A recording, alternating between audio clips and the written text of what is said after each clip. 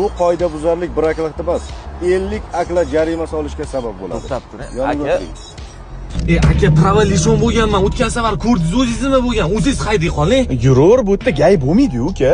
Qo'lman deyman. Hech narsa bo'lmaydi, yurur, gay yo'q bu yerda. Turishibdi-ku gaylar. Voy, bo'l. To'xtama. To'xtatsa to'xtama, uka. O'tib ket, bo'l. Nima qilishim kerak? O'tib ket. Yo'q, to'xtayman. Spokойно, нормально hammasi. Assalomu alaykum, Mag'z batalyonidan leytenant Muhammedov. Yaxshimisiz? Assalomu alaykum. Rahmat. Hujjatlaringiz mumkinmi? Hujjatlar yo'q edi, aka. Hujjatlar yo'q. Siz o'tgan safar hujjatsiz mashina boshqarib 50 barobar jarimaga tortilgandingiz. Yetarli bo'lmadimi, yigit? Qani bir mashinadan tushingchi. Tushing. Komandir, o'tgan safar yozdingiz. Bir safar iltimos yordam qiling. O'sha o'tgan safargisi dars bo'lmabdi-ku. Endi ukajon sizni qamoq jazosi kutyapti. Mashinaga o'tkazing.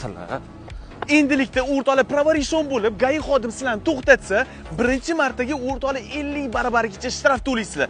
Ya'ni 18.750 ming. Agarda ikkinchi marta xuddi shunaqa holat bilan gay xodimi sizlarni to'xtatsa, o'rtoqli 100 barobargacha shtraf to'laysizlar.